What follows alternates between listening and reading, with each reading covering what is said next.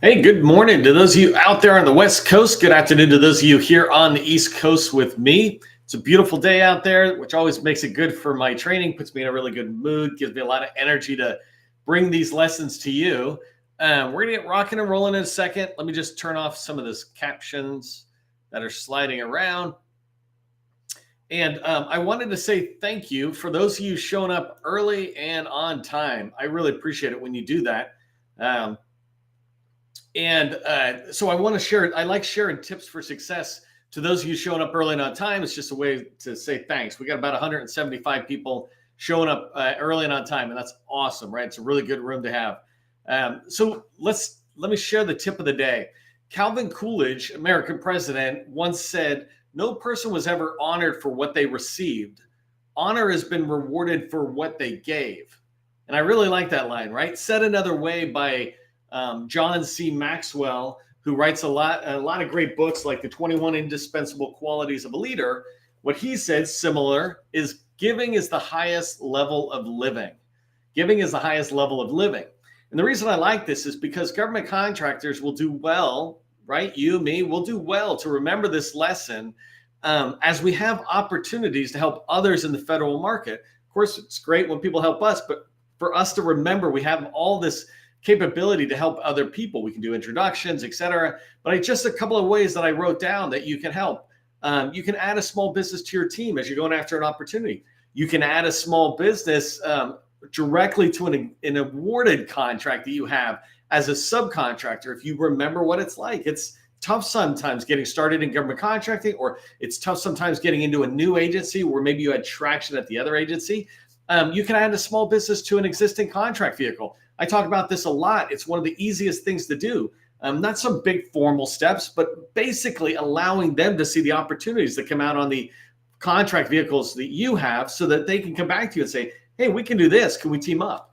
And then the last tip I had there is you can help them get a facility clearance. If you have a secret or top secret facility clearance, you can work with them. Any of us who really pay attention to that security clearance process remembers how difficult it was to get started getting your FCL, but it's such an easy thing to try to give back to somebody else. So just as you move forward and you're thinking about how the different ways you can help people, et cetera, I really want you to just remember that this great line, I have no idea where it came from, and maybe you do, but a candle loses nothing when it lights another, right? A candle loses nothing when it lights another. And I've heard that line since I was a kid, and I was a kid a long time ago. But just keep that in mind. That's my tip for the day. For those of you showing up early and on time, I appreciate that you do. I'm giving all the time, and it's so easy for each of us to give and help others in our community. And it really makes our network a community. Okay, speaking of that, make sure you're putting your company name and your core competencies into the chat. Don't write a lot of text, and I'm not looking at any particular chat at the moment, but it's much easier for us to see little chunks of chats. So you can come back and put something in the chat throughout the entire training, but it's much easier when I see, for example, Rich Pollard. I'm just looking there. Rich, trusted consulting group, vulnerability management analyst, right? I see that. It's like it becomes really easy, right? If he wants to tell me something else, he can tell me farther down in the chat. So keep that in mind as we move forward. And let me get started on the official part of the training. I get asked daily for advice on how to find federal opportunities. I think the top two things that small businesses struggle with and that they look to people like me for help on is how do they start and build relationships, and how do they find and pursue opportunities. And so obviously we're going to be talking about opportunities today to a degree more than relationships. But I want you to keep in mind, finding federal opportunities is actually pretty easy, and I'll show you, right? Our problem is we find thousands of them.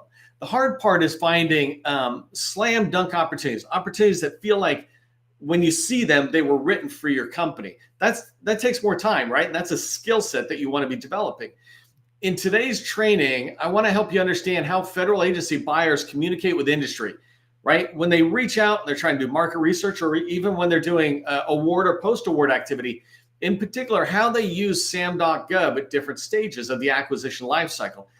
This is not some big magical secret I teach you, right? I don't teach secrets. There are no secrets. But this is fundamental skills that I'm going to teach you. I just want to take it to the next level beyond basics. Because when you understand how the government buyer communicates with industry, then you're going to find it a lot easier to track on those opportunities that you want to pursue. Okay, so let's get into the SAM.Gov Masterclass, and in particular, I want to talk about the notice types. I'm going to break today's training down into 4 parts and mostly slides, and then I'll dive into SAM.Gov itself to show you what I'm talking about. But the first thing I want to just cover is understanding SAM's fit as a tool within the federal buyer's toolbox. So there's several different tools the federal buyer has. Where does SAM fit in? I'll briefly talk about that just to put it in context. The second thing I want to cover down on are just making sure you're introduced to the 9 different notice types that are in SAM. The third thing I'm going to cover is then take those notice types, right? There's a lot of them. I broke them down into low, medium, and high value to you, in which ones you should really be paying attention to the most. And so I'm going to break those down and talk to you about why I'm breaking them down so that you can track on that. And then the last thing I'm going to cover up on is how to rapidly process many SAM notices. If you go into SAM, you can see 50 or 500 or even 1,000, 2,000 notices in there. How do you quickly process that information, that data, to turn it into information? I'm going to give you my process for when I go into SAM and how I process through all those SAM notices, and also what I help my customers learn. If you don't know who I am, my name is Neil McDonald. I'm the president of the GovCon Chamber of Commerce, and I want to welcome you to my federal sales training, where I provide tips for success in the federal market. I spent 20 years in the federal market as a small business owner, and since 2018, I've been teaching people like you that government contracting is not a secret. It's just a process. When we follow a process A to Z, we're going to have repeatable, predictable results. That's what I want for you. And that's what this training is going to try to teach you, is repeatable, predictable results as it relates to SAM. If you haven't done so already, make sure you subscribe to our newsletter, Government Contracting Success newsletter. Join 15,000 other people who are getting tremendous value out of this newsletter related to what they sell and what they're trying to do with government buyers. I put a ton of good information in there. All of it is related to helping you win more contracts. The other thing is over here on the red, I say register for training. Make sure you register for training. First, it's a simple way to say thank you, and we really appreciate that. But second, when you do, it allows LinkedIn to push this out to other government contractors so that our network is growing, your network is growing, and our community is growing. That is a simple thing you can do just by clicking register. Also, it lets us know that you're coming. Okay, so I'm going to be moving forward at a pretty decent clip. We got 23 minutes. I always end at 12:30 on time. So let's begin with just understanding SAM and how it fits into the federal buyer's toolbox. So SAM, just making sure we're all using the same terms, is System for Award Management. And SAM's got a lot of stuff in there, right? That's where we all go to register if we want to sell to the federal government. It's also where they put out opportunities. It's where you can see some awards. It's got a lot of good information in there. Ideally, what is happening is the government's trying to consolidate all these other tools into this one suite of tools called SAM. They'll eventually get to it. Like FPDS is on this slow roll to get in. A lot of the reporting that used to be in FPDS is now in SAM. So you'll see these two tools work together. Primarily, I look to SAM for future opportunities. It has awards in there, but I look to it for future opportunities. That's the main thing that I'm looking for. FPDS is where I can go in and see past opportunities that have been awarded. It can be contract vehicles, it can be whole contracts, it can be task orders, all this extra stuff. But the Federal Procurement Data System, or FPDS, is where you can go and, for the most part, see everything the federal buyers have awarded to government contractors. A lot of stuff that might not be in there, but the bulk of what they buy is listed in there. One other thing about SAM as it relates to past contracts, it is a great place for me to go back and find previous documents that are attached to previous RFPs. So an RFP might come out, it's got a performance work statement, some other stuff. If I'm looking in the future at recompeting, I want to grab the old PWS so I've got a general idea about an opportunity. USA Spending is similar to FPDS, except for it has extra information like grants, et cetera, which I'm not talking about. But the reason I like USA Spending is that it is a much better graphical presentation, user interface for us on the data that's in FPDS. My ability to go in and see what's been awarded, how much been spent where. I can look at something, see an opportunity, like it, follow easily the vendor that won it. Then I can see what else they're winning, which also allows me to identify possible opportunities that can go in my pipeline, or which agencies might be spending more on what I'm trying to buy when I kind of chase my competitors through USA Spending. USA Spending just makes it much easier because it is designed to be a very friendly system. And then the last one I put in here, just contractor, it's kind of like a bonus one, but Contractor Performance Assessment Reporting System, CPARS, right? So the CPARS tool is, some of us sometimes call it the Yelp for government contracting, but basically, for the most part, decent sized contracts and above, I think it's like 700,000 or whatever. I can't really remember the bottom number, but when the government does review our contracts, this is where they do it. They put a review into CPARS. And the reason this is really good, and I like it as it ties to the notice types in SAM, is that this is where buyers can say how much they liked you, or unfortunately, if they weren't happy with you.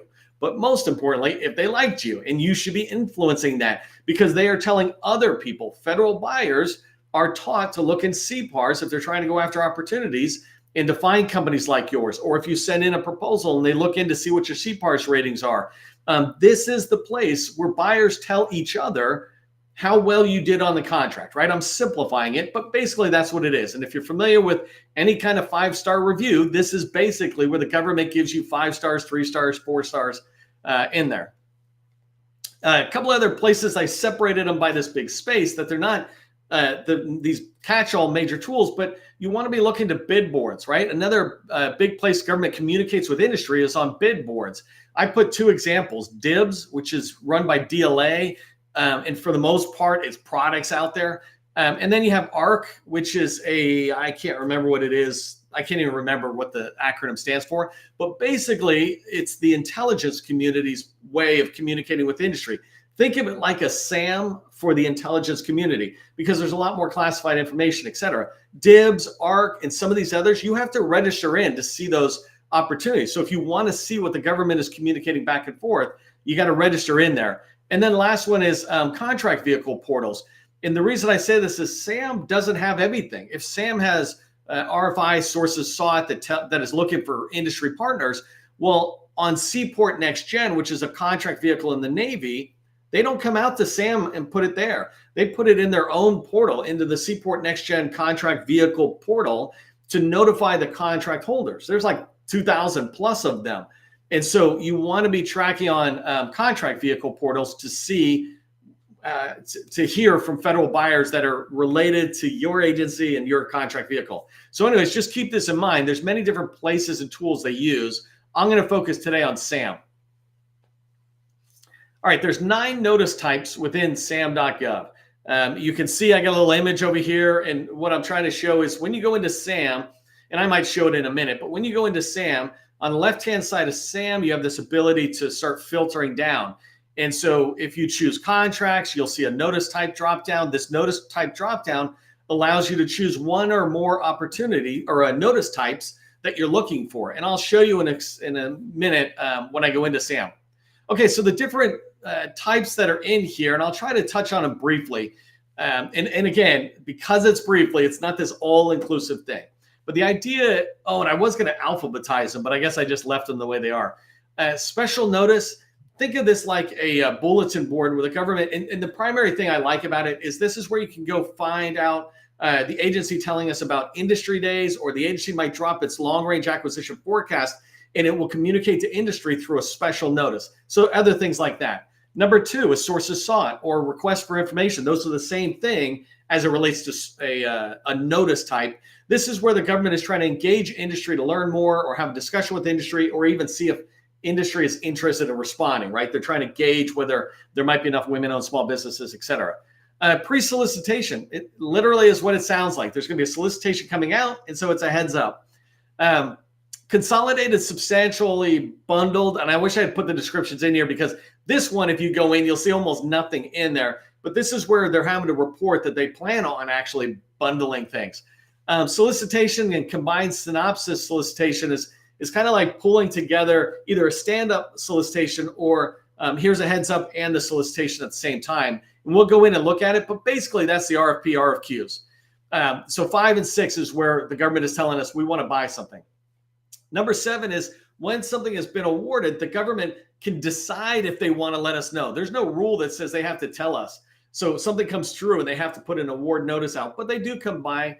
Those who want to use it correctly, they'll come in and do an award notice, letting us know something happened, which is great because if we're lucky, it has the name of the vendor that won it and the total value of the contract, some other very minor information. Justification, if they plan on not going small business or if they plan on sole sourcing it, and I don't think the 8A part is part of this, but sole sourcing it for a reason, they have to put J&A or justifications out there. And so this is where they're trying to justify it. Generally, I see that after the fact where they're coming in saying, this is why we did what we did, not, hey, we're going to.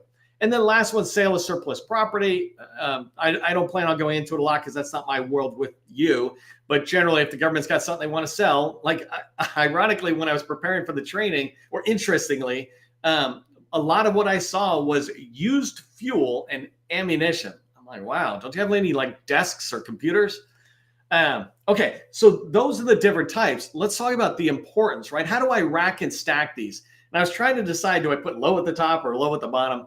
But I figure I'll end with what's most important. So these are the 9 types or notice types that are in SAM. And the first 4 I say are low value to you as an organization, right? And compared to the other 5, right? So the first 4, award notice, like whatever, I'll go in, I won't go in. But the reality is award notice is not that helpful to me because I can go into FPDS and get way more. Consolidated substantial bundle, there's almost nothing ever there. It's not that interesting to me, so it's not there.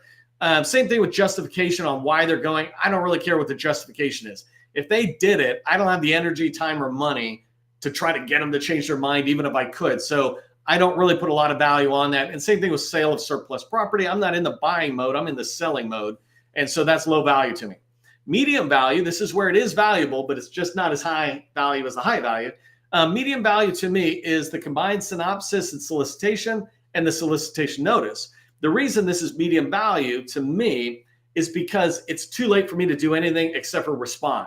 Of course, it's valuable. And if there was nothing else, it would be high value. But at this point, I'm just writing and responding. It's like too late to think. Now it's in the doing stage. What I really want and what is high value to me is early notices. I want to get engaged with the buyer as early as possible. And that's what these high value notice types are. So the first one is sources sought notice, right? This is where the government is trying to see if they might set it aside to a hub zone or an 8A small business. It's where they can see, should we go on this vehicle or that vehicle, this NAICS or that NAICS. The RFIs, requests for information, are a type of sources sought notice in SAM, right? So there's the government is sometimes trying to figure out their acquisition approach, which is what I described a minute ago, kind of sources sought. And sometimes they're just trying to have real conversations about the technical scope of the requirements that they have. And so sources sought and RFIs fall under one notice type called sources sought in SAM. I place a high value on that because I have the chance to get in, learn about it, start capturing, start getting in and hopefully engaging with the buyer in the program office, building teams, et cetera. I have all this activity I can do.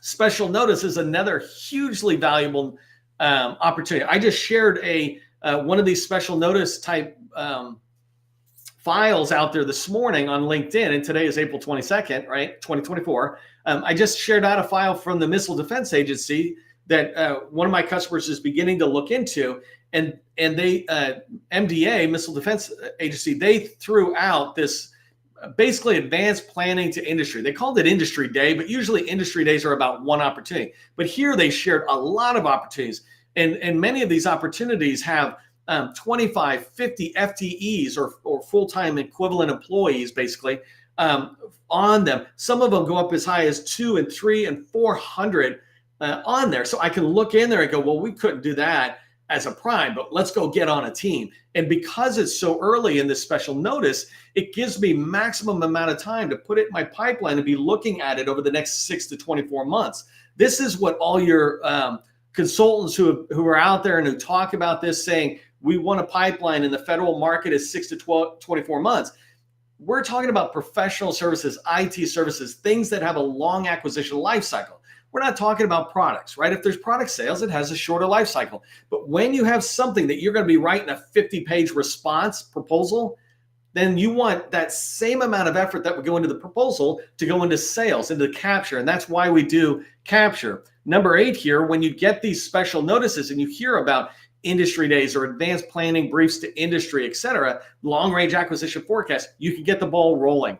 And the last one is pre-solicitation. I place that into the high value because it is still a heads up. It depends on the window, and I can't remember the window that they do, but I think it's like 15 days where they put it out and say the RFP is finally dropping in 15 days. So there's all sorts of variations in there, but this is how I rack and stack the notice types so that I can pursue them. Okay, before I go into SAM, let me show you talk to you about how I rapidly go through a lot of these notices, because sometimes you can go in and there's thousands of notices. It's like, oh my God, it's so overwhelming. It is, first off, in the beginning, for sure it is, right? But it's like anything else. As you develop the skill and you get more comfortable with the tools, you get more comfortable with the hand-eye coordination, right? Your eye and the description and the title of the opportunity, et cetera. You start moving faster and you start getting into rhythm, but that's just experience. And so time will help you get the experience to sharpen that skill. Here's what you need before you do the 3-step approach I recommend. You have to have a documented slam dunk criteria. And so when I say a slam dunk criteria, I mean when you look at an opportunity, that opportunity based on your defined criteria of a great opportunity, slam dunk opportunity, that opportunity is yours. You look at it and everybody in your company goes, oh, that was written for us. I mean, literally, did we write that and say, you know what? The best opportunity would have this, this, this. That's a slam dunk opportunity. Too often we go for like 3-pointers and we're not even that good at basketball.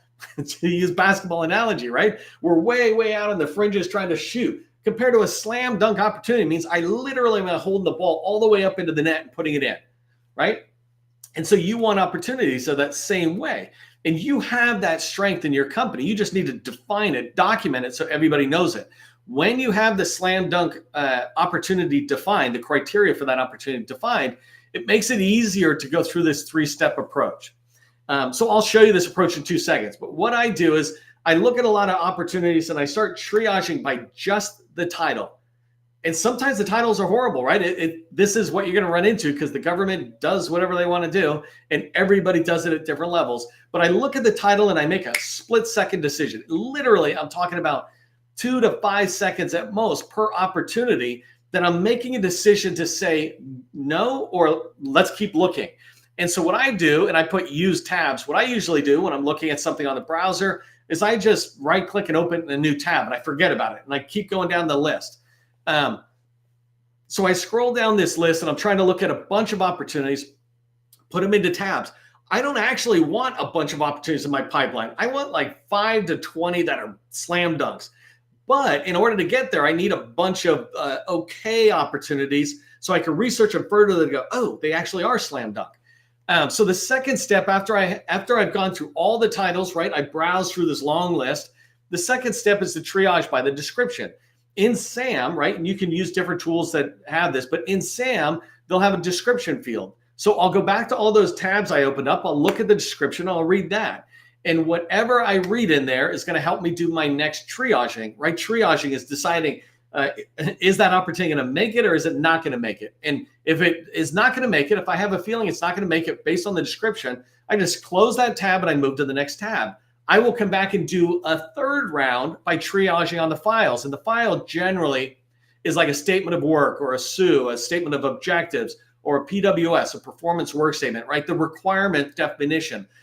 The third group is when I put the most effort into looking at the opportunity. So you don't want to look at the files of every single opportunity. You want to get good at going, no, that's not us. That's not a slam dunk. It's attractive, but it's not what we're wanting. So let me show you just a little bit in here. Okay, so I'm in SAM. I'm going to do this really fast because I'm not teaching you SAM. I'm just trying to show you that triage mode that I do. I came over here to the search tab. The next thing I do is I click down. I say, show me contract opportunities. And I will zoom in for 1 second. So I just said contract opportunities. And now when I come down, the next thing I want to search, you know what's funny? Sorry, let me back up 1 second. Usually when I do this, I'm seeing everything.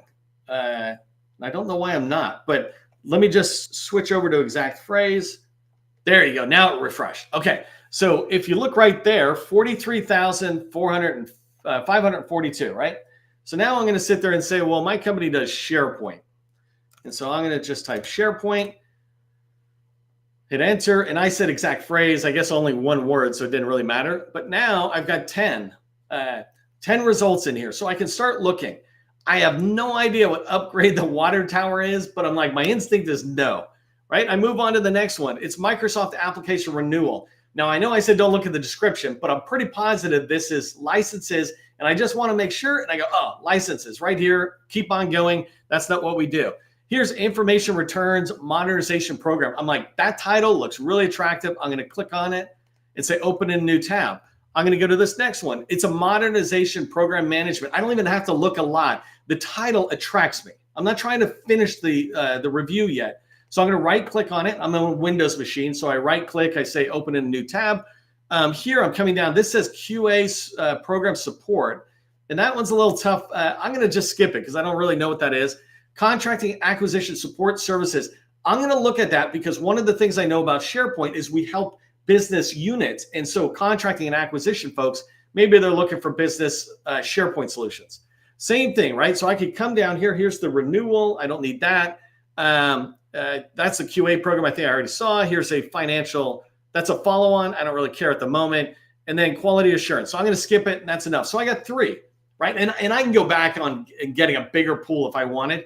But here, now I'm just going to come down to, I said the description. So I can start looking at the description and decide what I want to do.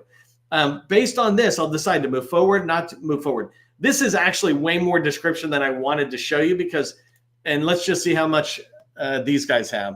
So this one, this is a little bit normal, right? I can read this in 60 seconds or so. And the same thing here. I can come down and, well, this one's a little bigger, right? And what I can tell is they usually pull out the documents and just put it here. But now, my third pass, I can come back here and I can look at this performance work statements that they have and some of this, the evaluation criteria. I can look at that and go, well, can we do it? But I'm doing this all pretty fast. And imagine if you spent 4 to 6 hours one day, the ability for you to fill out a really decent sized pipeline of slam dunk opportunities in the for the rest of this fiscal year. It's very realistic. It just takes a little patience to go through it. But the 3-step approach, look at the titles, get a bunch of possibles, look at the description, have a smaller bunch of possibles, and then look at the files and pick the ones that you want to put into your pipeline. Never put anything into your pipeline until you've gone past that triage approach, 3-step approach. All right, so here's what I want you to remember as you move into the day and you're going to be looking at SAM and these notices yourself. First thing is make sure your company has a documented slam dunk criteria. What is the slam dunk criteria for opportunities that go into your pipeline? Write that down. And don't worry about FOMO that if you niche it down too much, you'll miss out on this. No, if you niche it down, you'll find a bunch of opportunities that are in your sweet spot. Second thing is go into SAM and get good at browsing it. Look at the notices. Go through the different notices and see what happens for your stuff. Like I might put SharePoint and then say, well, show me awards. Show me this. And I can see, is there stuff? Is there not stuff? Begin to get good at that tool. If you spend a few minutes every day, you'll start becoming a master at that tool. And the last thing, speaking of that, is schedule daily 15-minute reviews. You want to get in and make sure you're not missing anything that are sources saw it, RFPs, etc. Don't let the system send you emails. That's actually not a good way. Go in there and own that tool. It is your tool. The government just happens to also be a user, but that is your tool for sales success. And I want you to master the skills around using SAM.Gov. Okay, hopefully you found this helpful. If you did, put thanks in the chat. We always appreciate that.